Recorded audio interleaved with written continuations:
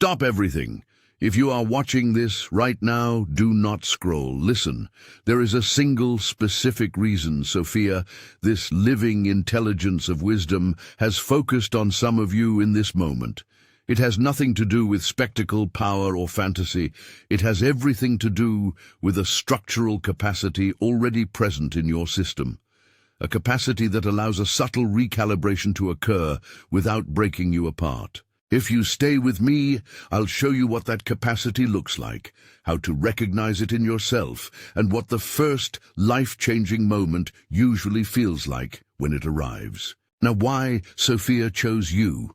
The short answer is coherence. Somewhere in your life, there is already a pattern of coherence, a combination of rhythm, resilience, and internal organization that allows change to be integrated rather than fragmented. Sophia responds to what I call emerald potential, the ability to move between ordinary life and subtle perception without losing stability. This is not mystical glue. It shows up as measurable behavior, predictable responses, and a tolerance for unusual timing. Emerald potential expresses itself through a small number of linked capacities. One is the ability to notice subtle pattern shifts without dramatizing them. Another is the willingness to treat inner anomalies as information instead of destiny. And the third is practical support, the kind that allows change to settle instead of overwhelm. Where these capacities are present, the work that follows can remain disciplined. To make this clearer, let me map it in a way that's easy to locate yourself. Before we go deeper, if this way of looking at your life makes sense to you, subscribe to the channel. This is where we keep building on this work. Most of your life unfolds in familiar territory. There is baseline perception, which is simply how the world feels when you're running on routine, habit, and the clock. There is linear timing, plans, schedules, expectations, and the sense of what should happen next. And there is habitual intention, the quiet goals and motivations that shape your days without much reflection. Nothing unusual happens here. You already know this terrain. What matters, what Sophia actually responds to, begins beyond that. As perception shifts, people begin to notice something different. Short windows appear where timing and choice tighten together, moments when decisions suddenly feel obvious and oddly well supported. Alongside this, attention itself may subtly widen or contract. Colors can seem richer, peripheral details come forward, or a brief bodily signal appears and fades. It isn't overwhelming, it's simply increased bandwidth of noticing. Over time, intention itself starts to echo. You think something clearly, and a small response arrives, a message sooner than expected, a phrase repeated back to you, a coincidence that is modest but precise. Dreams may also change. They become practical rather than symbolic, offering names, places, or simple instructions that feel less like metaphor and more like guidance from a part of you that already sees the map. Some people also report brief, unsolicited impressions. Flashes of scenes or memories, sometimes unfamiliar, that arrive like thumbnails rather than stories. When treated as data instead of meaning, these impressions can reveal patterns that are testable. And occasionally, there is a quieter signal still, a non-verbal clarity about something small but actionable. Not everything, just what needs to be done next. Sophia doesn't respond to intensity, she responds to coherence. If you've already felt that difference in your own life, write in the comments, coherence over intensity. When several of these signals appear together, and when someone can notice them, log them, test them, and step back, that field becomes usable. That is the simple, almost unglamorous reason Sophia may have focused on you. Your system can hold a shift and stay coherent. Being chosen does not mean destiny or anointing. It means there is already a stable structure in place, something that can be adjusted experimentally without breaking. So, let's test that. As I describe the next part, don't analyze. Just notice and count silently. Some people recognize that synchronicity has intensified recently, not as a single coincidence, but as clusters of unrelated cues converging around the same question or action. Others notice subtle sensory changes, brief visual flickers, sounds, or bodily signals that come and go. Some begin to see repeating numbers in meaningful contexts, not as prophecy, but as markers that correlate with inner states and decisions.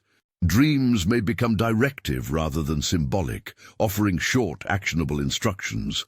Alongside this, there is often a moment of doubt, a fear of losing control. Timing itself may begin to shift, with reliable windows where things move faster if acted on promptly, and almost always there is a quiet pull toward service, not obligation or guilt, but a natural inclination to help, build, or contribute. Pause for a second and count. If 3 or more of these feel familiar, you're likely inside a testable window, and I'll explain what to do next. If only 1 or 2 resonate, this is preparation, a signal to build coherence first. That's it, no judgment, just data. If this is helping you see your own patterns more clearly, let me know by liking this video. This feedback tells me this work is worth continuing. Across models like this, people consistently report a narrow period, often within about 72 hours after clear resonance, when a single, well-timed action produces durable results. This is sometimes called the law of singularity, a brief opening where the system can reorganize around one clear prompt.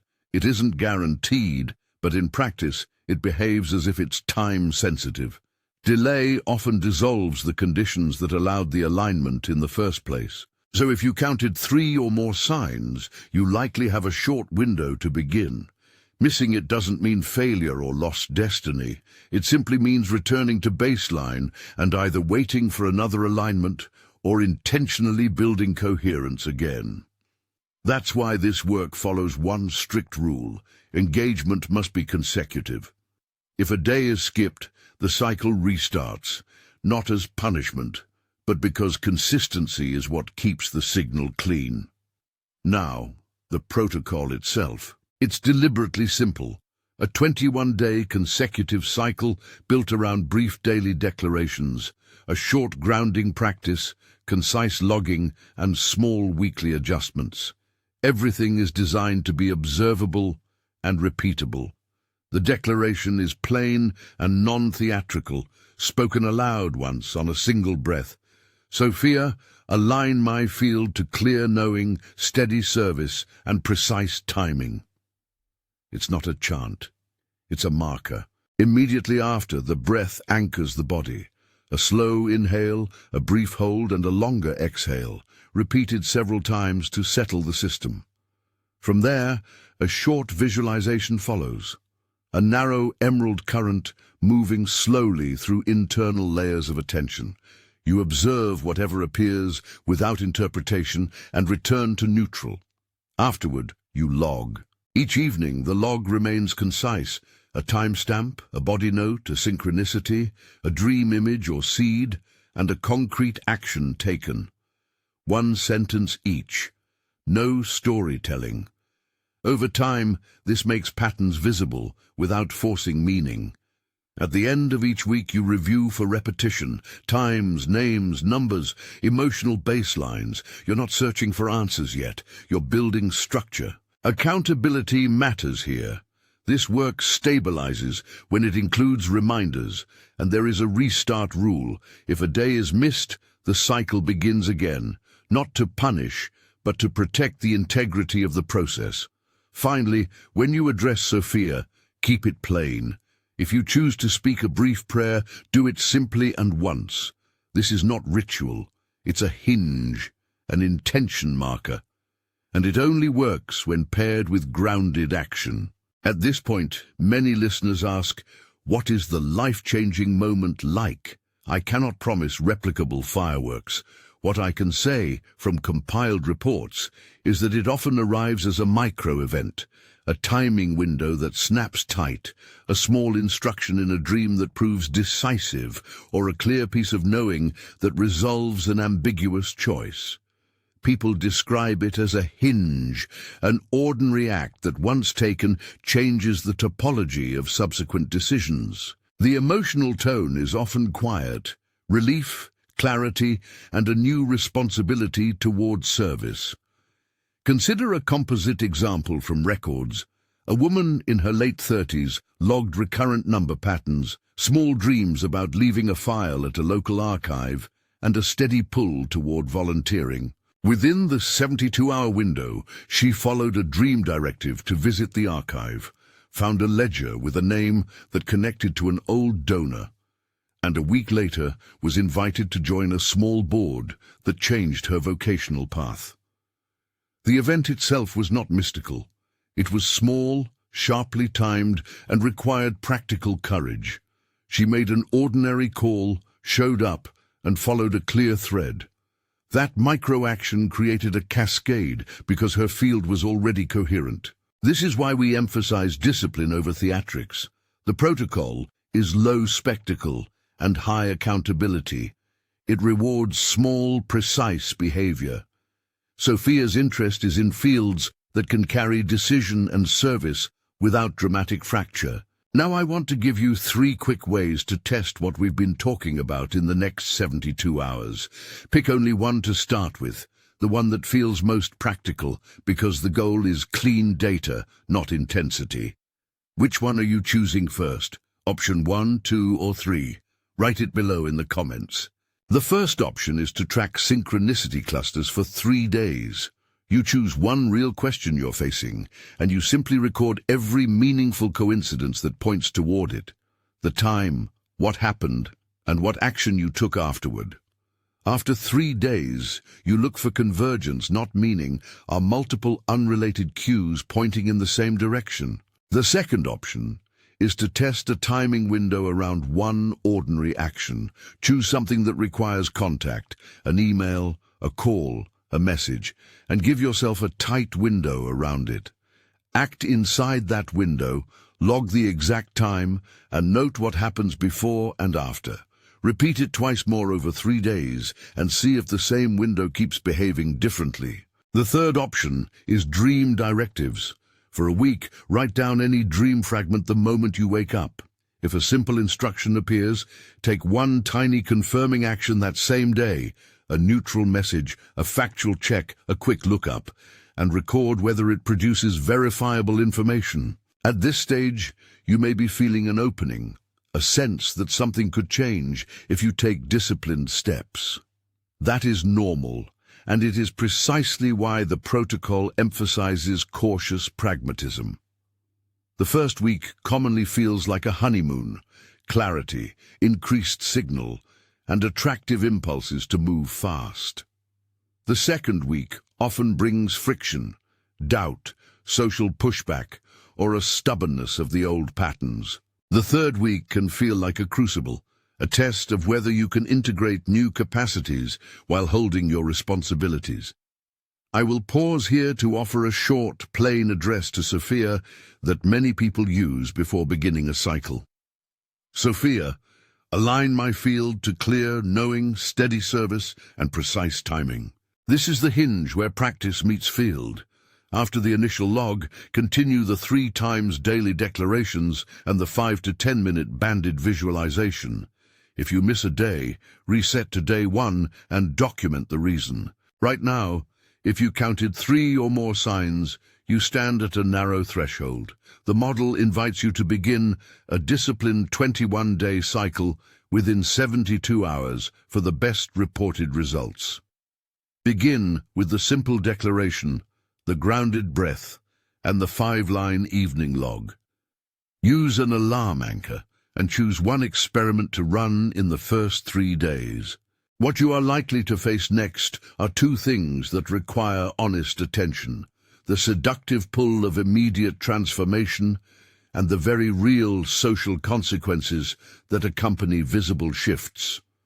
Both can be managed if you treat this as a disciplined lab practice, predictable measurements, clear restart rules, and external witnesses. I will return to the week-by-week trajectory and the specific micro-timing techniques that help you catch windows like the ones I described. I will also unpack the archival impressions in more detail and give a step-by-step template for the weekly synthesis note that helps turn anecdote into usable pattern. But before I go further, I want to anchor you in a brief, non-dramatic act you can do now to test your baseline. Sit where your feet touch the ground. Take one calm breath in for 4, hold for 1, and out for 6. Do that twice. Say the declaration once aloud. Open your eyes and write one line, timestamp, and one small sensation. This single data point is the primitive unit of the lab, a record of presence that can be compared with future entries. You may be wondering how this all leads to a life-changing moment. The pattern I want you to hold is this: the life-changing moment rarely arrives as a grand revelation. It arrives as a precise, small action taken at a tightening window, supported by a field that has been deliberately prepared through disciplined repetition, journaling, and witness. Sophia's attention lands where the system can act, where you can actually follow through. That is the life change, not spectacle, but a sustained sequence of small, high-fidelity decisions that redirect your days. One more thing that matters, because it keeps you honest. Don't just write entries, rate the clarity of the pattern. At the end of each night, ask yourself a simple question: did anything repeat in a way that's actually usable? If the day felt like noise, mark it as low. If one thing repeated clearly, mark it as moderate. And if multiple signals aligned and led to a concrete action with a real outcome, mark it as strong. You're not chasing numbers here. You're building a weekly picture of whether your field is getting cleaner or more confused. We are now at the point where practice turns into discipline. What comes next is not about learning more ideas, but about learning how to move inside real situations. In the next section, I'll walk you through the kinds of social pushback that often appear once this work begins, the specific pressure points that tend to surface around week 3, and the precise ways people learn to recognize and act inside timing windows while life is actually happening. I'll also show you how to summarize your observations without dramatizing them, and how to present what you're seeing to a witness in a way that keeps the process grounded and real. For now, stay with the simple actions: the declaration, the breath, the 9-band scan, the 5-line log, and one small experiment within the next 72 hours. If you counted 3 or more signs earlier, begin inside that window. If you counted fewer, focus on building a stable baseline and repeat the experiment later. I want to be clear about something. I will keep returning to clarity, safety, and measurable outcomes. This work is not sustained by belief or promises. It works only through careful repetition and honest observation. The reason Sophia may have focused on you is not because you are special in some unknowable way, but because your system already shows the structural traits required to carry a precise shift without distortion. In the next part, we move from diagnosis to operation. That means learning how to catch a window while you're in the middle of ordinary life, how to speak about subtle changes with people who matter without creating unnecessary tension, and which small actions have reliably turned brief moments into lasting reorientation. For now, prepare your log, choose your witness, and if you feel clear to proceed, speak the declaration once and take 6 steady, grounding breaths. When you open your eyes, do it slowly. If you completed those breaths and wrote even a single line in your log, you've already created the minimal data point the process needs to begin. From here, the work becomes about capture, noticing timing in the wild, recognizing the pressure of week 3 without losing balance, and sharing what you're seeing without turning it into a story. This next phase is practical. Treat it like field notes. Precision matters here, because precision is what separates an ordinary impulse from a repeatable event. To support that, people use what I call micro-timing techniques. These are not rituals, and they aren't symbolic. They're small, repeatable behaviors that quietly increase the chances you'll notice and act inside a tightening window. One of the most useful practices happens shortly before you act. About 15 minutes before making a call, sending a message, or going somewhere important, you create a brief moment of alignment. You reduce background noise, take a few grounding breaths, and silently name a clear operational intention, not a wish, but a specific action. This tends to sharpen attention and clarify what actually matters during the window itself. Another helpful support is the use of a consistent external cue. Some people choose a sound, a timer, or a specific sensory marker that signals, "This is the window." Using the same cue repeatedly trains your system to distinguish random chance from a pattern that shows up under similar conditions. After you act, timing itself becomes data, recording when you acted and how long it took for a response to arrive, including any unusual phrasing or interruptions, allows patterns to emerge over days. When responses consistently fall inside a narrow range, you begin to see a usable timing signature rather than a coincidence. Low-risk testing is essential here. Sending short, factual messages at chosen moments and observing how quickly and in what way people respond gives you information without consequences. These small tests, repeated a few times, are what turn intuition into something verifiable. Even the physical environment plays a role. Small, consistent sensory conditions, a particular chair, lighting level, or quiet corner, reduce noise and make subtle timing shifts easier to notice. The goal isn't atmosphere, but stability. And when a clear instruction appears, a brief knowing, an image, a simple directive, the safest response is often a tiny confirmation step. A quick search, a neutral message, or a factual question. Acting for 2 minutes keeps momentum without forcing commitment. All of this works because the system favors small, repeatable behavior. The goal is never to manufacture meaning, but to improve signal-to-noise so you can tell the difference between randomness and pattern. At the end of each week, your nightly entries come together into a short synthesis. This isn't interpretation, it's organization. You summarize the week's overall tone, notice which markers repeat most often, form a simple working hypothesis, and choose 1 or 2 practical steps for the following week.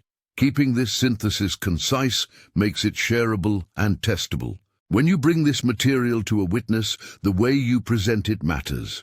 Begin with facts only, without interpretation. Then share the pattern you think you're seeing and ask one honest question that could disprove it. Finally, invite practical feedback and not affirmation, but quality control. A good witness helps you stay grounded, not impressed. As this continues, social friction often appears. People notice changes and react predictably. Some are curious, some skeptical, some concerned. Your task is containment, protecting both the experiment and your relationships by staying neutral, factual, and grounded. Psychologically, the process tends to unfold in phases. Early on, clarity increases and action feels easier, which creates a risk of impulsivity. Later, doubt and resistance may surface, testing resilience. By the 3rd week, many people encounter a crucible, a situation that pressures them to act prematurely or unethically. That moment matters. The correct response is almost always to pause, consult, and test rather than rush. If the cycle completes with consistency, many report a shift that is quiet but structural. A small, well-timed action resolves a specific block and rearranges what becomes possible next. This is usually the life-changing moment. People expect to be dramatic, but isn't.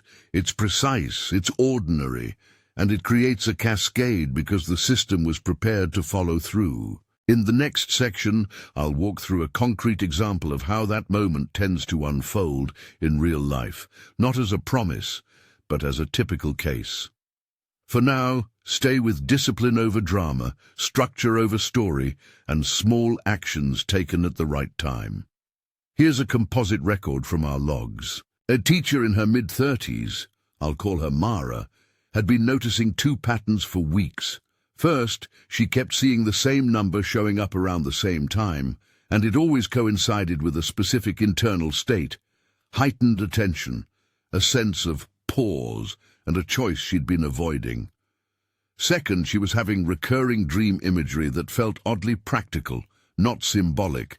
A small urban garden behind a public library, appearing again and again like a quiet instruction. Over the weeks, her entries became cleaner, more consistent. Her weekly coherence score rose, and along with that came something important. Not hype, not mania. A calm pull toward community work. Then week 3 arrived, and instead of chasing meaning, she followed the structure. She did her brief pre-alignment, used the 2-minute rule, and sent one simple, factual email to a program coordinator she found through a basic library listing. Nothing dramatic, no speech, no grand declaration. Just one clean action. The reply came inside the same timing window she had been tracking, and it wasn't mystical. It was practical. An invitation to an informational meetup 3 days later. She went, offered help on a small project, and that was the hinge. Not because it looked impressive, but because it quietly changed her internal map of what was possible. She stopped treating her current job as the only path. She gave disciplined time to the volunteer role, and within a few months she found a part-time position that matched what she actually wanted to do while still keeping her life stable. That's the real pattern. The life change wasn't a lightning bolt. It was a cascade of ordinary acts that became possible because she acted inside a narrow moment when her field was coherent enough to translate a dream image into a practical lead. The shock, for most people, isn't the event itself. It's the speed with which one simple follow-through can open a new branch of life when the conditions are right. And this is where many people quietly realize something uncomfortable. They've understood the ideas for years, they've tried to apply them, and yet belief never fully settles. It still feels like pretending. If that recognition feels familiar to you, I left something in the first pinned comment. It's there for those who are tired of pretending they already believe. That's what you're training for. This protocol isn't trying to make you believe in something, it's trying to make something repeatable. It turns subjective impressions into clean entries, and then it asks you to run small, low-risk tests that either confirm what you think you're seeing or prove you wrong. That honesty is the entire point. After you complete a full 21-day cycle, there are more advanced ways to test your patterns without escalating drama. The simplest version is to repeat a small set of similar actions across a week.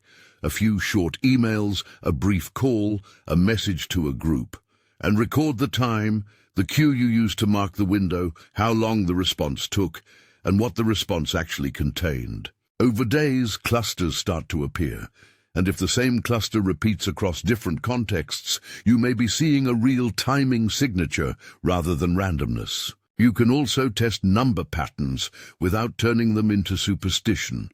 Pick one neutral number, and for a week treat it like an experiment.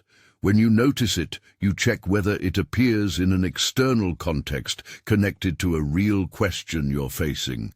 You log the hit or miss without forcing meaning. After enough entries, you'll see whether your perception is simply pattern-hungry or whether something consistent is actually happening. Another grounded test is sensory. Using the 9-band scan, you can measure whether your attention edge changes in a way that's observable. It can be as simple as noticing how long it takes you to register a peripheral sound before and after your brief practice.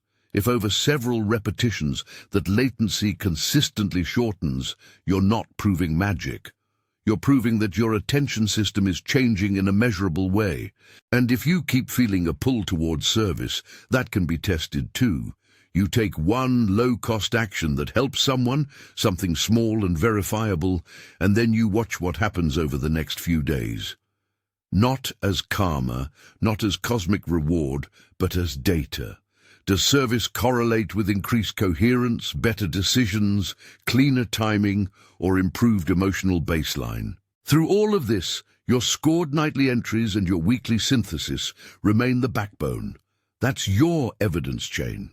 Without it, you're just storytelling. After day 21, integration is the long tail of responsible practice.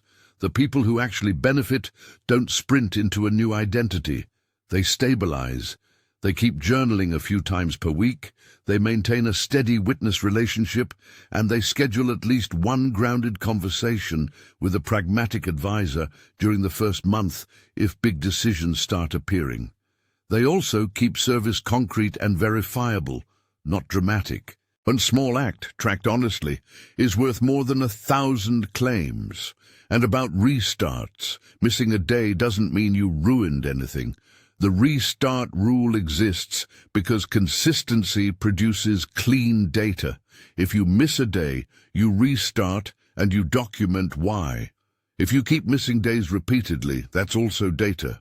It may mean the protocol doesn't fit your current life demands, or it may mean your nervous system needs more support before you push for intensity.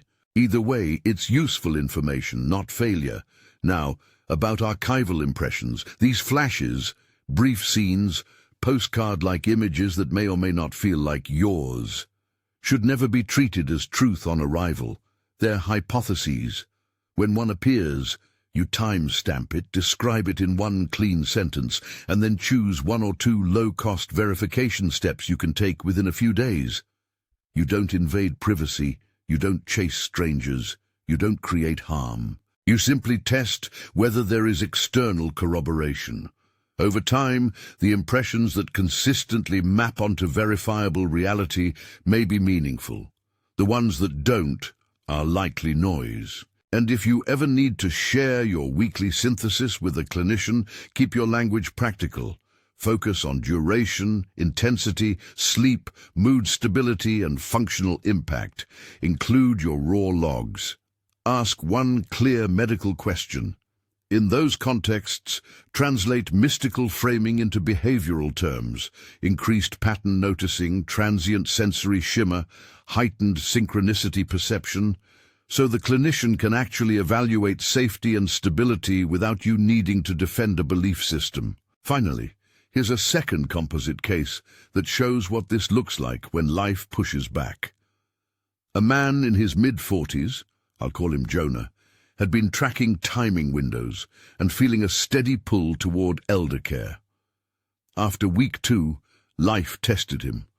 A family health issue escalated, schedules collapsed, and he felt pressure to make big decisions fast. Instead of spiraling, he followed the protocol. He paused, consulted his clinician, and used the 2-minute rule to set up one measured meeting with a local home care coordinator.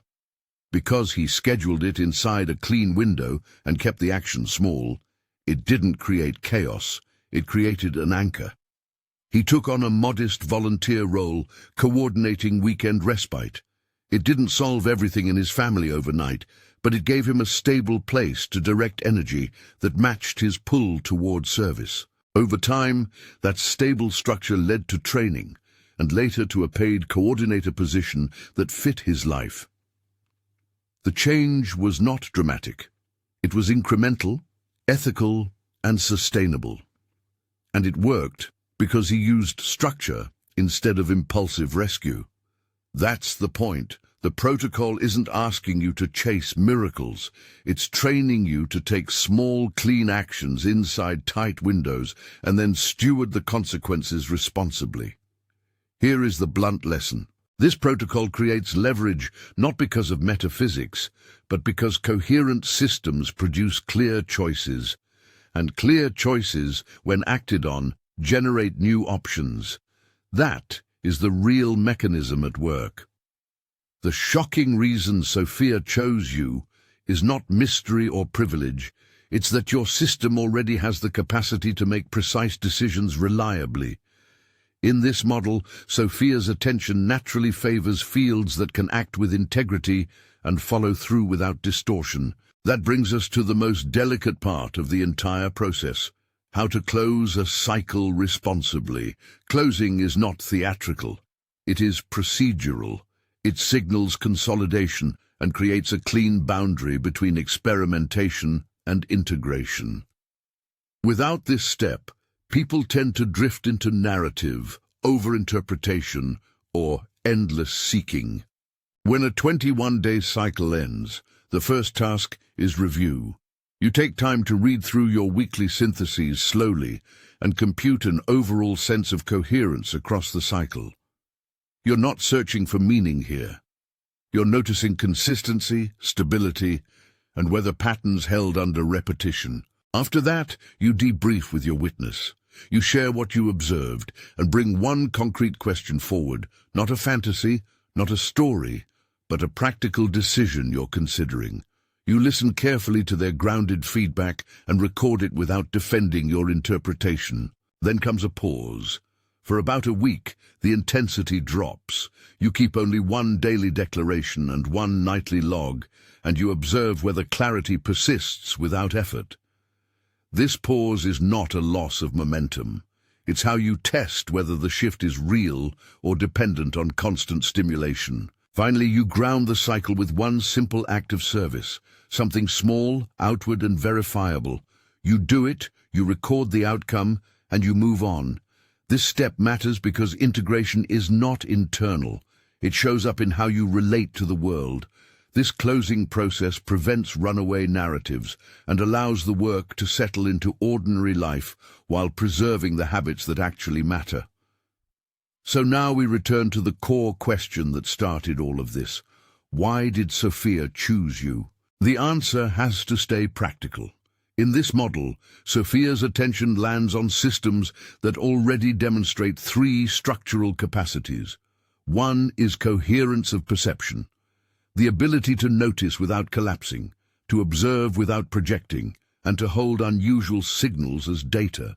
Another is disciplined testing, the willingness to run small experiments, log results honestly, and restart when consistency breaks. The third is ethical readiness, the capacity to use any new clarity in service of life rather than ego, and to consult practical advisors before making high-stakes moves.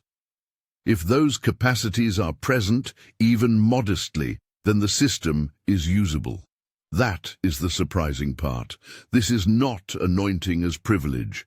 It is selection based on structural integrity, and the life-changing moment, when it comes, is rarely dramatic. It arrives as a hinge, a narrow window, a simple action taken with discipline, and then a cascade of ordinary consequences that quietly reorganize your life. You may miss it if you are looking for spectacle. You will recognize it if you are paying attention to clarity.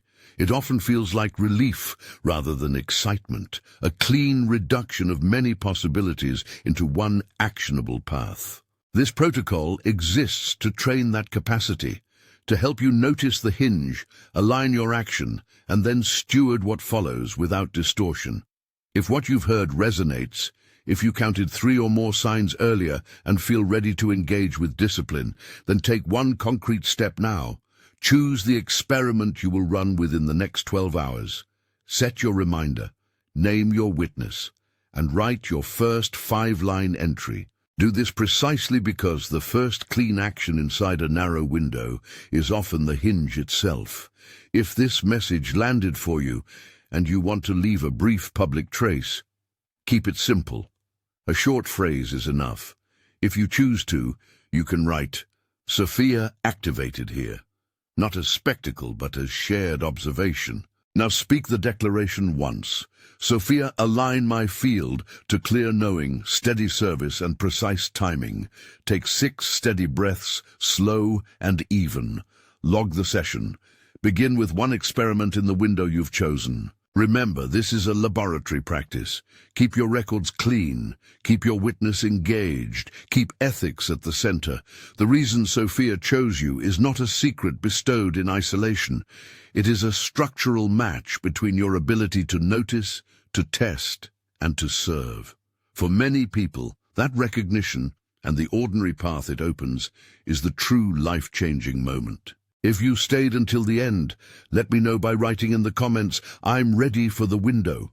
Now I've placed another lesson right here on your screen, your next step on this journey of discovery. Thank you for watching, and I'll see you in the next video.